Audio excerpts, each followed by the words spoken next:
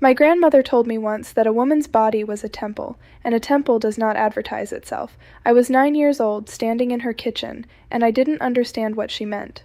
I do now. The answer to whether Amish women wear bras is yes, we do. But the story behind that simple yes is the story of shame, modesty, control, and the way a community teaches girls to hate their own bodies before they even fully inhabit them. My name is Hannah. I grew up in an old order Amish community in Holmes County, Ohio, and I spent the first 27 years of my life believing that my body was something to be hidden, contained, and apologized for. This video is about that belief and what I've learned since I left. Let me start with what I know about my community's rules, because rules are what hold the structure together in a world without written laws. In the Amish faith, modesty isn't a suggestion, it's a commandment. The Bible is interpreted to mean that a woman's body should not draw attention to itself. A woman should not be a temptation. A woman should not provoke desire. A woman should be invisible in the way she carries herself through the world. When I was 12, my mother took me to a seamstress in our community and had my dresses fitted differently. They became looser in the chest, the necklines stayed high, the sleeves stayed long even in summer. Around that same time, she sat me down and explained that my body was changing, and that those changes needed to be covered.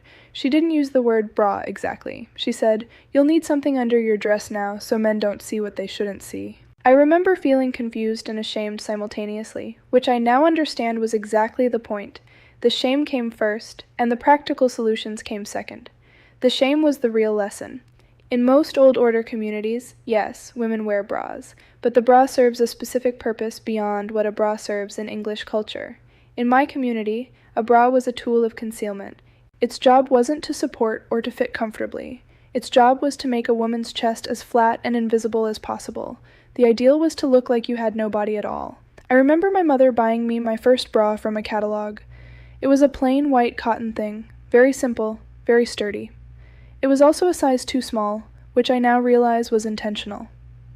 The tightness was part of the message. You compress yourself. You make yourself smaller. You take up less space. The bra I wore as a teenager was not designed for comfort. It was designed for control. And that distinction matters, because it teaches a girl early that her comfort is less important than her obedience. It teaches her that her body existing is a problem that needs to be managed. Different Amish communities have different interpretations of these rules. In some more progressive settlements, women might wear a bra that actually fits and provides actual support. In stricter communities like the one I grew up in, the bra was almost punitive in its tightness. The message was, you are responsible for the thoughts you provoke in others, and you must therefore make yourself as unappealing as possible. This extended beyond just the bra. Everything about how we dressed was about making ourselves disappear. Our dresses covered us from neck to ankle. Our sleeves went past our elbows. We wore no jewelry except a simple wedding band. Our hair was never cut, never shown, always covered with a prayer cap. When I was a girl, I thought this was normal. I thought all women lived this way. I didn't understand that outside our community, women wore short sleeves and showed their collarbones and didn't spend every moment managing how their bodies appeared to others. What surprises most people when I talk about this is that we still had body image problems. People assume that if you're covered from head to toe, you wouldn't struggle with how you look. But the problem wasn't external judgment. The problem was internal shame. We had internalized the message so completely that we didn't need anyone else to police our bodies. We policed them ourselves. I was never fat. I was actually quite slim as a teenager, but I was still ashamed of my body. I would catch myself in a mirror and feel a spike of anxiety, as though simply having a physical form was a moral failing. I would wear my bra too tight on purpose, to compress myself further, to take up less space, to be less noticeable. I did this to myself without anyone telling me to do it. Other girls in my community did the same thing. We would talk about it in whispers, the way you talk about shameful things. We would compare how tight we could make things, like it was a badge of honor. It wasn't a badge of honor. It was evidence of how thoroughly we had been taught to hate ourselves. When I married at 19, my body became less mine and more my husband's. That's the language used in our community. A wife's body belongs to her husband, not in a romantic sense, in a literal property sense, which means a woman's discomfort becomes irrelevant. Her preferences become irrelevant. The bra she wears, the clothes she puts on, these are no longer her decisions to make. Jonas once told me that the way I moved was distracting. He asked me to wear my bra even tighter, to wear it in a way that would make me self-conscious of my movements. I did. I bought smaller sizes. I wore them until they left marks on my skin. I did this because I believed it was my responsibility to manage his thoughts, his temptations, his moral state. That was what I had been taught. What I didn't know then, but I know now, is that this is a form of control. When you teach a woman that her body is dangerous, that her body is a problem, that her body is something she must contain and minimize and apologize for, you are taking away her autonomy. You are making her small in every sense of the word. After I left, I had to relearn my relationship with my own body. I bought a bra that actually fit. I wore clothes that were comfortable. I cut my hair. I showed my collarbones. And I felt guilty about every single one of those things at first. The shame didn't disappear just because I left the community. The shame had been too thoroughly woven into how I understood myself. I went to therapy, and my therapist helped me understand that what I had experienced was a form of body-based control.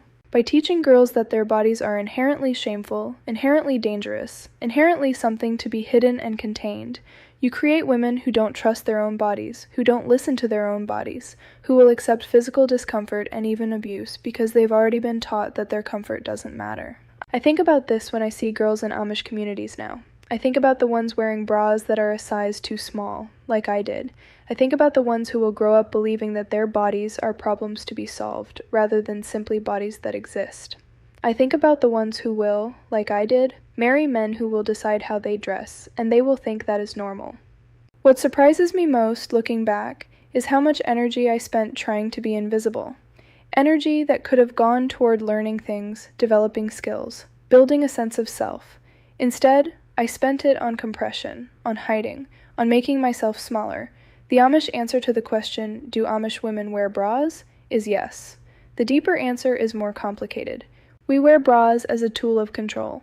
We wear them as a way of saying, I am sorry for existing. I am sorry for taking up space. I am sorry for having a body. I will do everything I can to make myself disappear. And if you're watching this and you grew up in a community that taught you your body was something to be ashamed of, I want to tell you something. Your body is not a problem. Your body is not dangerous. Your body is not something you need to apologize for by wearing clothes too tight, or making yourself smaller, or managing how others perceive you. You get to wear clothes that fit. You get to move through the world without constantly monitoring how your body appears to others. You get to take up space. You get to exist without apologizing. Some Amish communities are changing. I know of some settlements now where women wear bras that actually fit, where the conversation about modesty has become more about intention and less about control. I hope those conversations continue. I hope more communities begin to question whether teaching girls to hate their bodies is actually the best way to teach them faith, but I also know that many communities haven't changed. And in those communities, girls are still wearing bras too tight, still making themselves small, still learning that their bodies are problems to be managed. If you're that girl, I see you. If you're that woman, I see you. And I want you to know that there's another way to live. There's a way to exist in your body without shame. There's a way to take up space without apologizing. This is my story. If this resonated with you, if you grew up in a community that taught you to hate your own body, tell me in the comments. And subscribe if you want to keep hearing the truth from behind the prayer cap.